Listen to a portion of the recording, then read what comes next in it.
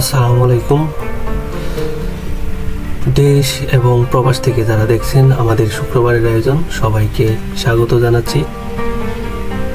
আজ আমরা নতুন একটি মসজিদ নিয়ে হাজির হয়েছি, সেটি হচ্ছে বনানী সেন্ট্রাল জামে মসজিদ।